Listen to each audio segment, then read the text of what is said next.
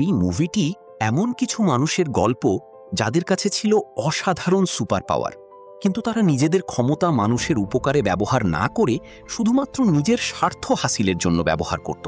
এজন্য তাদের সবাইকে আর্মি গ্রেপ্তার করে এবং বহু বছরের কারাদণ্ড দেয়। কিন্তু এমএনআর-এর একজন ইন্টেলিজেন্স অফিসার, যিনি আমেরিকান সরকারের হয়ে কাজ করতেন, তাদের একটি প্রস্তাব দেন। তিনি বলেন, আমি যা বলবো তোমরা যদি তা করো তাহলে তোমাদের 10 বছরের সাজা মওকুফ করে দেওয়া হবে। তাদের মধ্যে কয়েকজন প্রথমে এই প্রস্তাব প্রত্যাখ্যান করে, কিন্তু বেশিরভাগই রাজি হয়ে যায়। আর যারা রাজি হয়নি তাদেরও কোনো উপায় ছিল না। মানসিক নির্যাতন করে শেষ পর্যন্ত তাদেরকেও দলে যোগ দিতে বাধ্য করা হয়। এরপর সে 10 জনকে নিয়ে একটি বিশেষ দল গঠন করে, যার নাম রাখা হয় টাস্ক ফোর্স এক্স। এই দলে ছিল রিক ফ্ল্যাগ, একজন মিলিটারি অফিসার; হার্লে কুইন, একজন মনোবিজ্ঞানী; ক্যাপ্টেন বুমেরাং, যে তার বুমেরাংকেই প্রধান অস্ত্র হিসাবে ব্যবহার করত; ব্লাডস্পট, যার নিশানা থেকে কেউই বাঁচতে পারত না; কিং শার্ক, এক বিশাল ও অদ্ভুত প্রাণী; টিডিকে, এক ছেলে যার বিশেষ ক্ষমতা ছিল নিজের শরীরের অঙ্গপ্রত্যঙ্গ আলাদা করে নিয়ন্ত্রণ করা; ব্ল্যাকগার্ড, জ্যাভেলিন, যে তার শত্রুদের একটি বর্ষা দিয়ে হত্যা করত। এত ভয়ঙ্কর অপরাধীদের মুক্ত অবস্থায় রাখা খুবই ঝুঁকিপূর্ণ ছিল, তাই আমান্ডা তাদের প্রত্যেকের মাথার ভেতরে একটি বোমা বসিয়ে দেয়, যাতে কেউ পালানোর চেষ্টা করলে বা মিশন ছেড়ে দিলে সে সঙ্গে সঙ্গে তাকে উড়িয়ে দিতে পারে। এরপর আমান্ডা তাদের মিশনের কথা জানায়। সে বলে, কোর্তো মাল্টিজ নামের একটি দ্বীপে বহু বছর ধরে হেরেরা পরিবার শাসন করছিল, কিন্তু গত সপ্তাহে সিলভিও লুনা নামের এক ব্যক্তি সেনাবাহিনী ও নিজের চাতুর্যের সাহায্যে দ্বীপটির ক্ষমতা দখল করে নেয় এবং পুরো হেরেরা পরিবারকে প্রকাশ্যে ফাঁসি দিয়ে হত্যা করে। আগের শাসকদের নিয়ে আমেরিকার কোনো সমস্যা ছিল না, কিন্তু নতুন শাসক আমেরিকাকে ঘৃণা করে এবং তাদের ক্ষতি করার জন্য যে কোনো পর্যায়ে যেতে পারে। তাই টাস্ক ফোর্স এক্সের মিশন হল দ্বীপে অবস্থিত একটি গোপন গবেষণাগার ধ্বংস করা, যেখানে একটি ভিনগ্রহের প্রাণীর উপর পরীক্ষা নিরীক্ষা চালিয়ে অত্যাধুনিক অস্ত্র তৈরি করা হচ্ছে। মিশন শুরু করার জন্য তারা দ্বীপের দিকে রওনা দেয়। উপকূলে পৌঁছে সবাই সমুদ্রের মধ্যে ঝাঁপ দেয়, কিন্তু কেউ জানত না যে কিং শার্ক সাঁতার কাটতে পারে না, ফলে সে ডুবে যেতে শুরু করে। পরে তাকে উপরে তোলা হলেও মিশন শুরু হওয়ার আগেই তার মৃত্যু হয়ে যায়। এরপর সবাই নিজেদের নির্ধারিত অবস্থানে পৌঁছে যায়, কিন্তু তখন দেখা যায় ব্ল্যাকগার্ড আসলে শত্রুদের একজন গুপ্তচর ছিল, অর্থাৎ সে তাদের পরিকল্পনার সব তথ্য আগেই শত্রুদের কাছে ফাঁস করে দিয়েছিল। সবাইকে বিশ্বাসঘাতকতা করেছিল। সে আগেই মিশনের সমস্ত তথ্য শত্রুদের কাছে ফাঁস করে দিয়েছিল। তাই টাস্ক ফোর্স এক্স সেখানে পৌঁছানোর আগেই অসংখ্য সৈন্য তাদের জন্য ওত পেতে অপেক্ষা করছিল। ব্ল্যাকগার্ড গর্ব করে বলল, আমি তোমাদের পক্ষেই আছি, আমি তো তোমাদের মিশনের সব তথ্য দিয়েছি। কিন্তু সৈন্যরা কোনো কথা না শুনেই সবার আগে তাকেই গুলি করে হত্যা করে। অন্যদিকে রিক ফ্ল্যাগ বুঝতে পারে যে এখন আর পিছু হটার সুযোগ নেই, তাই সে বলে, আমরা আমাদের মিশন থামাতে পারি না, আমাদের সামনে এগোতেই হবে। টিডিকে নিজের বিশেষ ক্ষমতা ব্যবহার করে, কিন্তু তার সেই ক্ষমতা কোনো কাজে আসে না। একে একে দলের সদস্যরা মারা যেতে থাকে। এত মানুষকে মরতে দেখে স্যাভান্ট ভয় পেয়ে যায় এবং সেখান থেকে পালানোর চেষ্টা করে। আমান্ডা তাকে সতর্ক করে বলে, মিশন ছেড়ে চলে গেলে আমি তোমাকে মেরে ফেলব, কিন্তু সে কথা না শুনেই দৌড়াতে থাকে। ফলে আমান্ডা তার মাথায় বসানো বোমাটি সক্রিয় করে দেয়। মুহূর্তের মধ্যেই বিস্ফোরণ ঘটে এবং স্যাভান্ট ভয়াবহভাবে মারা যায়। মৃত্যুর আগে জ্যাভেলিন তার বর্ষাটি হার্লে কুইনের হাতে তুলে দেয়। শেষ পর্যন্ত প্রথম দলের মধ্যেই শুধু হার্লে কুইন এবং রিক ফ্ল্যাগ জীবিত থাকে। কিন্তু আসলে আমান্ডার পরিকল্পনা ব্যর্থ হয়নি, কারণ সে আগেই একটি ব্যাকআপ টিম প্রস্তুত করে রেখেছিল, যারা দ্বীপের অন্য প্রান্ত দিয়ে প্রবেশ করছিল। এই নতুন দলে ছিল Bloodsport, Peacemaker, Polka Dot Man, Ratcatcher 2, King Shark. Bloodsport মূলত একজন ভালো মানুষ ছিল, সেই মিশনে অংশ নিতে চায়নি, কিন্তু আমান্ডা তার মেয়েকে জেলে পাঠানোর হুমকি দিয়েছিল, তাই বাধ্য হয়েই তাকে এই মিশনে যোগ দিতে হয়। দলটি কিছুক্ষণ বিশ্রাম নেয়। এদিকে কিং শার্কের খুব ক্ষুধা লাগে, তাই সে র্যাটক্যাচার 2কে খাওয়ার চেষ্টা করে। দলের অন্য সদস্যরা তাকে থামায় এবং প্রয়োজনে মেরে ফেলতেও প্রস্তুত ছিল, কিন্তু কিং শার্ক প্রতিশ্রুতি দেয় যে সে আর কখনো নিজের দলের কাউকে খাবে না। এরপর আমান্ডা জানায় যে রিক ফ্ল্যাগকে শত্রুরা বন্দি করে নিয়ে গেছে, আর মিশন সফল করতে হলে তাকে জীবিত উদ্ধার করা খুবই জরুরি। তাই তারা শত্রুদের ক্যাম্পে হামলা চালায়। কিং শার্ক ও দলের অন্য সদস্যরা একের পর এক লোকজনকে হত্যা করতে থাকে। ব্লাড স্পোর্ট এবং পিসমেকার তো কে বেশি মানুষ মারতে পারে সেই প্রতিযোগিতাতেই নেমে পড়ে। কিন্তু কিছুক্ষণ পর তারা জানতে পারে যাদের তারা হত্যা করেছে তারা আসলে শত্রু ছিল না, তারা ছিল সরকারের বিরুদ্ধে লড়াই করা বিদ্রোহী যোদ্ধা, যারা তাদেরই সাহায্য করতে চেয়েছিল। নিজের বন্ধুদের মৃত্যু দেখে বিদ্রোহীদের একজন তরুণী প্রচণ্ড রেগে যায়, তবে রিক ফ্ল্যাগ তাকে শান্ত করে এবং পুরো ভুল বোঝাবুঝির জন্য ক্ষমা চায়। অন্যদিকে গবেষণাগারের প্রধান বিজ্ঞানী দ্য থিঙ্কার নতুন শাসক সিলভিও লুনাকে স্টারফিশ প্রকল্প সম্পর্কে বিস্তারিত জানায়। সে বলে, স্টারো নামের বিশাল ভিনগ্রহের প্রাণীটির শরীর থেকে বের হওয়া ছোট ছোট জীব মানুষের মুখে লেগে তাদের সম্পূর্ণ নিয়ন্ত্রণ করতে পারে। এদিকে হার্লে কুইনকে বন্দি করে রাখা হয়েছিল। তাকে নতুন পোশাক পরানো হয়, সাজিয়ে গুছিয়ে সিলভিও লুনার সামনে আনা হয়, কারণ হার্লেও আমেরিকা বিরোধী মনোভাব পোষণ করত। তাই সিলভিও মনে করেছিল হার্লে হয়তো তার আদর্শের প্রতি আকৃষ্ট হবে এবং তার পাশে দাঁড়াবে। সিলভিও লুনা হার্লে কুইনকে বিয়ে করতে চেয়েছিল। সে হার্লেকে বলে, এখন আমাদের হাতে এমন এক অস্ত্র রয়েছে যার সাহায্যে আমরা পুরো আমেরিকাকে আমাদের নিয়ন্ত্রণে আনতে পারব। হার্লে তার কথায় বিশেষ কোনো প্রতিক্রিয়া দেখায় না, কিন্তু যখন সিলভিও বলে যে এই যুদ্ধে নারী, শিশু ও বৃদ্ধ নিরীহ মানুষও মারা যাবে, তখন হার্লে আর চুপ থাকতে পারে না, কারণ সে কখনো নিরপরাধ মানুষের প্রাণ নেওয়ার পক্ষপাতী ছিল না। তাই সে সঙ্গে সঙ্গেই সিলভিওকে গুলি করে হত্যা করে। গুলির শব্দ শুনে সেনাবাহিনীর সদস্যরা সেখানে ছুটে আসে এবং হার্লেকে আবার বন্দি করে ফেলে। অন্যদিকে টাস্ক ফোর্স এক্স তাদের অভিযান চালিয়ে যাচ্ছিল। পিসমেকার সবসময় পোলকা ডটম্যানের কাছ থেকে একটু দূরত্ব বজায় রাখত, কারণ তার শরীর থেকে বারবার রঙিন পোলকা ডট বের হতো, যা অত্যন্ত বিপজ্জনক ছিল। পোলকা ডটম্যান জানায় তার মা তাদের সবাইকে সুপারহিরো বানানোর জন্য নানা ধরনের পরীক্ষা নিরীক্ষা চালিয়েছিলেন, কিন্তু সেই পরীক্ষার ফলেই তার শরীরে এক অদ্ভুত শক্তি তৈরি হয় আর তার ভাই বোনদের মৃত্যু ঘটে। দলটি শহরে প্রবেশ করে এবং নিজেদের ছদ্মবেশ পরিবর্তন করে। তাদের লক্ষ্য ছিল সেই বিজ্ঞানীকে খুঁজে বের করা যে স্টারোকে নিয়ে গবেষণা করছিল। তারা একটি বারে গিয়ে বিজ্ঞানী দ্য থিঙ্কারকে খুঁজে পায়, কিন্তু ইতোমধ্যেই শত্রুরা তাদের উপস্থিতির খবর পেয়ে গিয়েছিল এবং তাদের খুঁজতে খুঁজতে সেই বার পর্যন্ত পৌঁছে যায়। র্যাট ক্যাচার 2 বিজ্ঞানীকে গোপন পথে বের করে নিয়ে যায়, কিন্তু পিসমেকার, রিক ফ্ল্যাগ এবং ব্লাড স্পোর্ট ধরা পড়ে যায়। তাদের 3 জনকে জেনারেলের সামনে নিয়ে যাওয়া হচ্ছিল। তখনই তারা জানতে পারে যে হার্লে কুইন এখনও জীবিত আছে। সুযোগ পেয়েই তারা পাহারাদারদের হত্যা করে সেখান থেকে পালিয়ে যায়। এরপর তাদের প্রথম লক্ষ্য হয়ে দাঁড়ায় হার্লেকে উদ্ধার করা। এদিকে প্রেসিডেন্টের লোকেরা হার্লেকে নির্যাতন করছিল, কিন্তু তার কাছ থেকে তারা কোনো তথ্য বের করতে পারেনি। টাস্ক ফোর্স এক্স হার্লেকে উদ্ধার করতে প্রাসাদে পৌঁছে যায়, কিন্তু তাদের অজান্তেই প্রেসিডেন্টের চলে যাওয়ার পর হার্লে নিজেই একজন গার্ডকে হত্যা করে নিজের হাতকড়া খুলে ফেলে এবং একাই অসংখ্য সৈন্যকে পরাজিত করে প্রাসাদ থেকে বেরিয়ে আসে।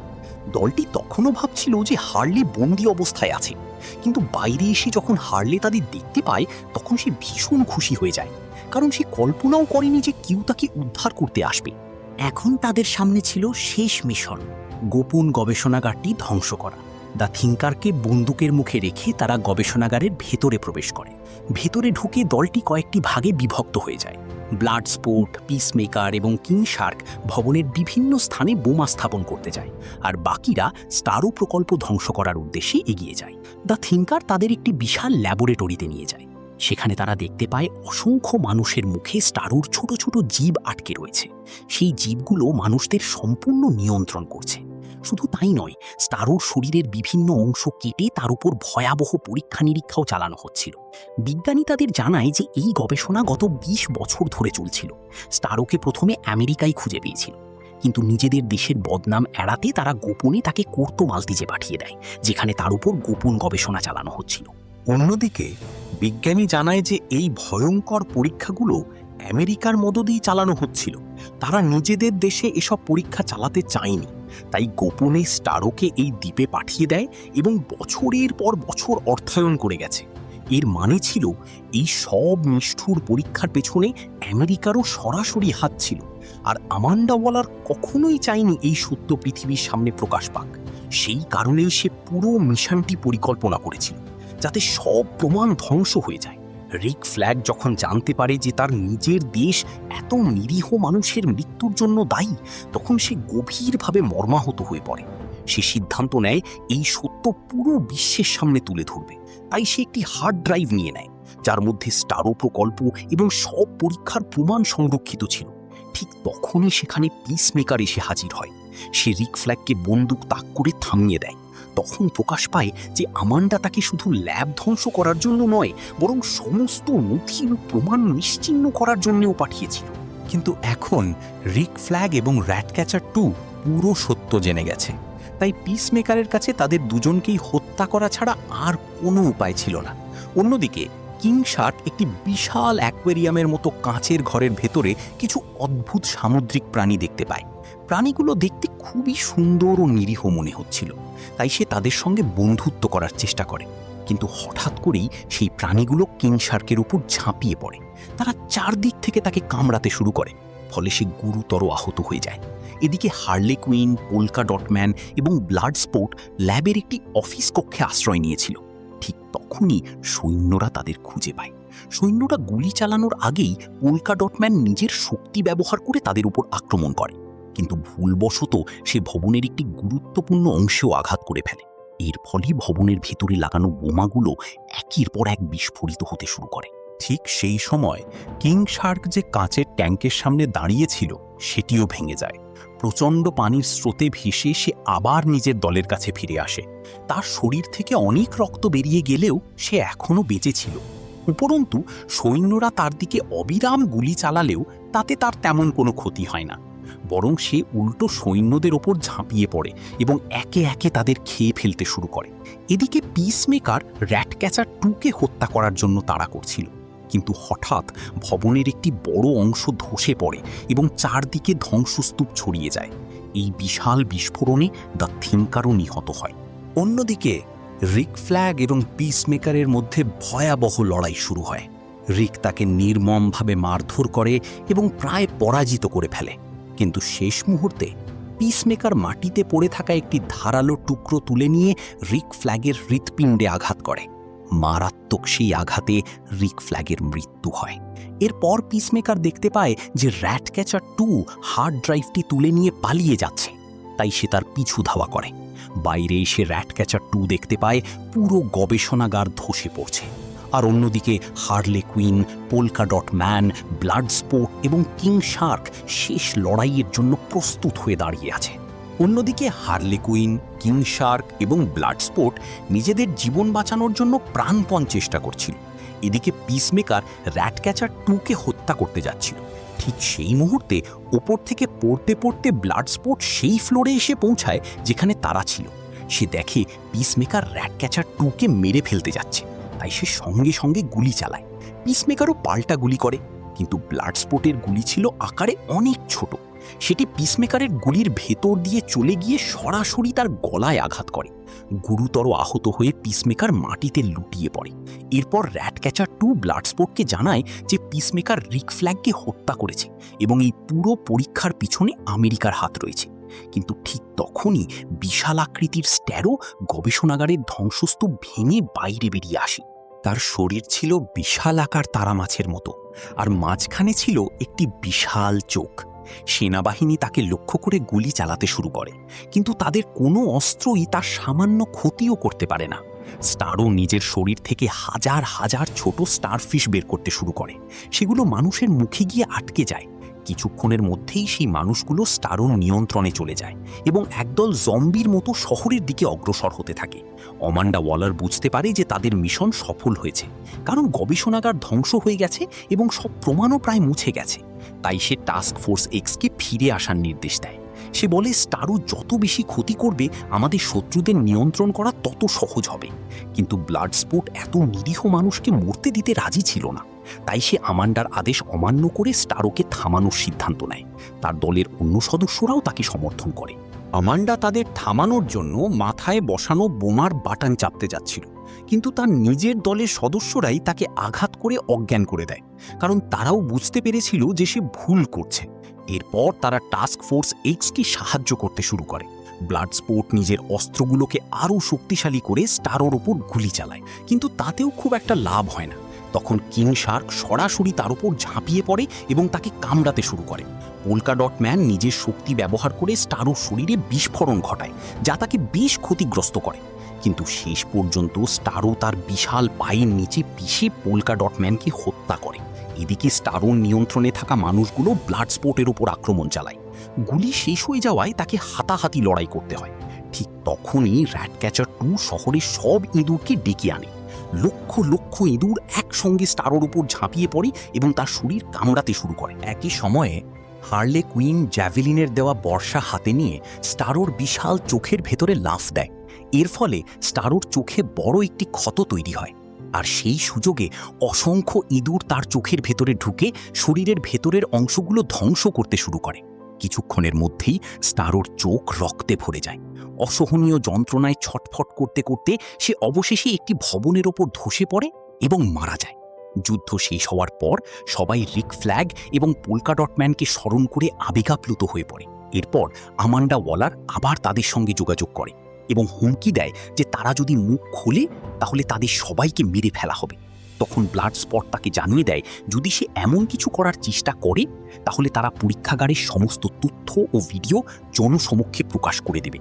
এতে আমেরিকার আসল চেহারা পুরো বিশ্বের সামনে চলে আসবে। অবশেষে অ্যামান্ডা একটি সমঝোতায় রাজি হয়।